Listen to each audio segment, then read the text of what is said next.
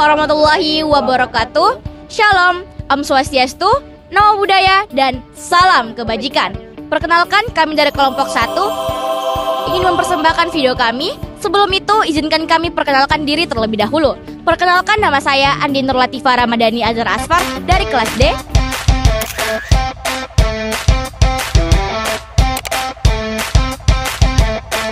Perkenalkan, nama saya Mila dari kelas C.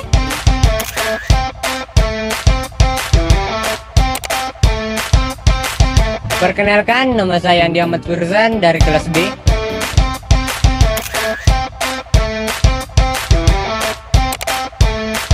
Perkenalkan, nama saya Alisa dari kelas B.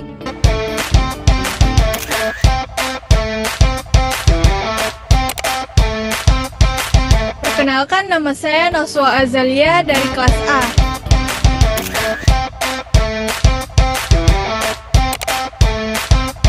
Perkenalkan, nama saya Putri Mayangdi Camdini dari kelas C.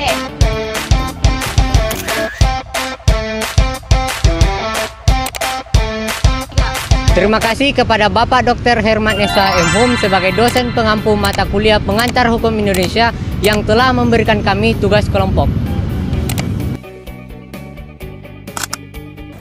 Banyak yang mengatakan bahwa hukum itu penting. Namun, saya sering bertanya-tanya, mengapa kehidupan kita sering sekali diatur oleh berbagai aturan? Bukankah hal itu terasa merepotkan? Bahkan terkadang malah menjadi beban. Itulah letak esensi dari hukum. Hukum bukan untuk membebani, melainkan untuk mengatur kehidupan manusia agar berjalan secara tertib dan adil. Baik, kalau begitu, apa yang dimaksud dengan hukum? Banyak sekali aturan dan undang-undang yang ada di dalamnya, namun seringkali sulit dipahami oleh masyarakat awam. Adalah seperangkat aturan atau norma yang dibuat dan disahkan oleh negara untuk mengatur perilaku manusia dalam kehidupan berbangsa, bermasyarakat, dan bernegara. Tujuannya untuk menciptakan ketertiban, keadilan, dan kepastian hukum. Tanpa hukum, masyarakat akan hidup dalam kekacauan dan ketidakadilan. Namun kenyataannya, banyak aturan hukum yang terlalu rumit, bahkan saling bertentangan. Hal ini yang membuat masyarakat menjadi kebingungan. Lebih parah lagi, ada pihak-pihak yang justru tidak tersentuh hukum meskipun melakukan pelanggaran. Apa yang Anda katakan memang benar. Oleh karena itu, hukum harus senantiasa diubah dan disempurnakan. Namun demikian, dalam pembentukan tata hukum negara, hukum tetap menjadi fondasi utama. Ia mengatur jalannya pemerintahan, hak-hak kewarganegaraan, serta menjaga keadilan dan ketertiban.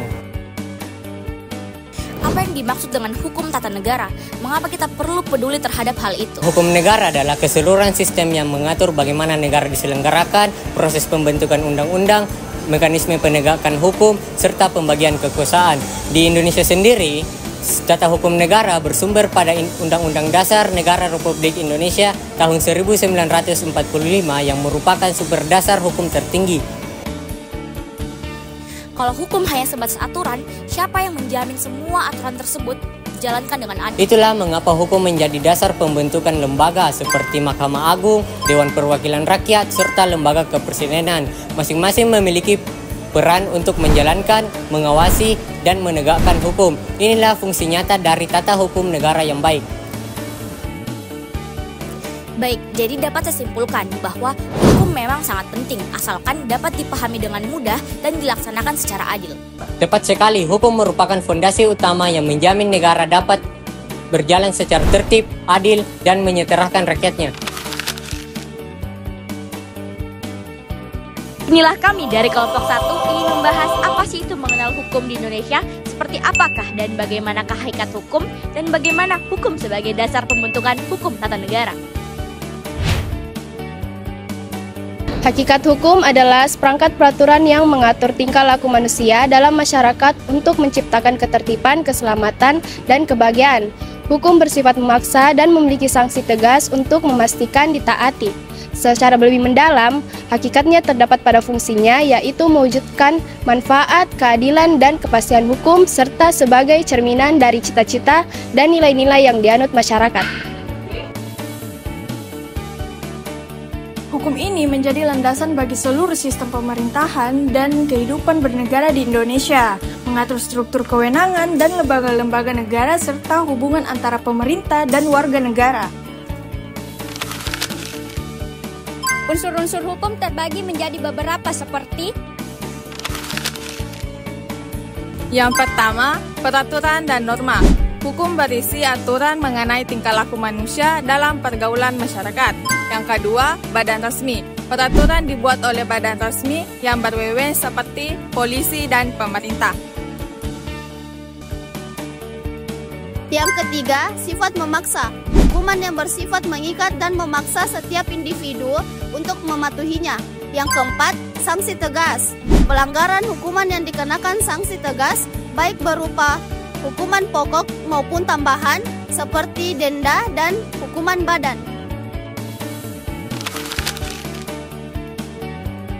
Tujuan dan fungsi hakikat hukum juga ada beberapa, salah satunya yaitu Yang pertama, menciptakan keadilan. Salah satu tujuan hukum yaitu menciptakan keadilan bagi setiap individu yang ada di dalam masyarakat. Yang kedua, menciptakan ketertiban. Hukum berfungsi untuk menjaga tata tertib dan mencegah konflik sosial akibat perbedaan kepentingan. Yang ketiga, memberikan kepastian. Hukum memberikan kepastian dan kejelasan dalam setiap hubungan sosial dan urusan masyarakat. Yang keempat adalah menjamin keselamatan dan kebahagiaan. Hukum ada untuk menjamin keselamatan, kebahagiaan, dan kemanfaatan bagi setiap anggota masyarakat secara keseluruhan. Tadi kita sudah membahas hakikat hukum. Tapi di Indonesia untuk mengenal hukum kita juga perlu mengetahui bagaimana hukum bisa menjadi dasar dalam pembentukan hukum tata negara. Hukum sebagai dasar pembentukan hukum tata negara adalah konstitusi, seperti Undang-Undang Dasar 1945 dan Undang-Undang Dasar lainnya yang memuat norma, prinsip, dan peraturan fundamental yang menjadi landasan untuk membentuk, menyusun, dan menjalankan negara.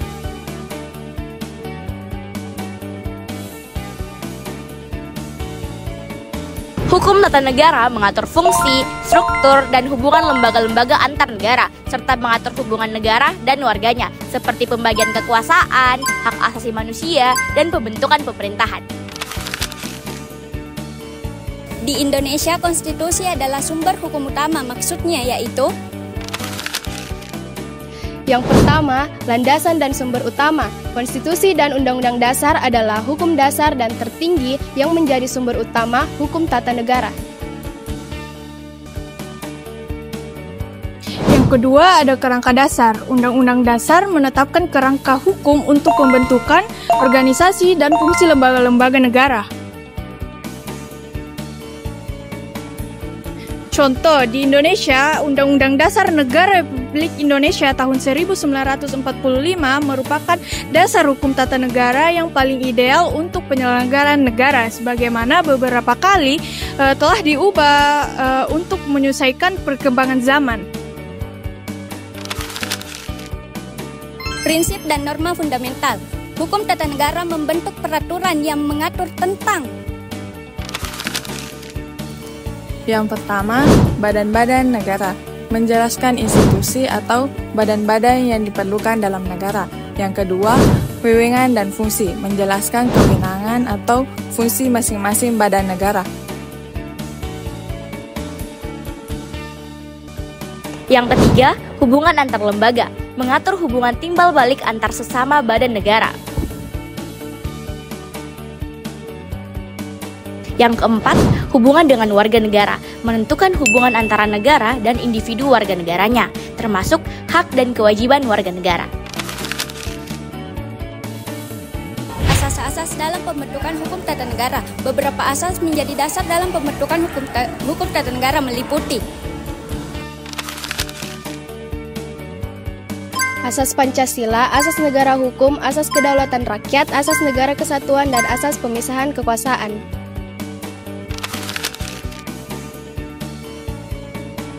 Berikut adalah fungsi hukum tata negara. Yang pertama, landasan pemerintah, menyediakan landasan hukum agar pemerintah dapat berjalan secara efektif. Yang kedua, keseimbangan kekuasaan, menjaga keseimbangan, dan mencegah penyalahgunaan kekuasaan antara cabang-cabang pemerintah seperti eksekutif, legislatif, dan yudikatif. Yang ketiga, perlindungan hak. Melindungi hak dan kebebasan individu warga negara dari tindakan pemerintah yang melanggar hak-hak konstitusional mereka. Yang keempat, keadilan. Memastikan keadilan dalam pelaksanaan pemerintahan. Hukum bukan sekedar deretan aturan yang tertulis di atas kertas.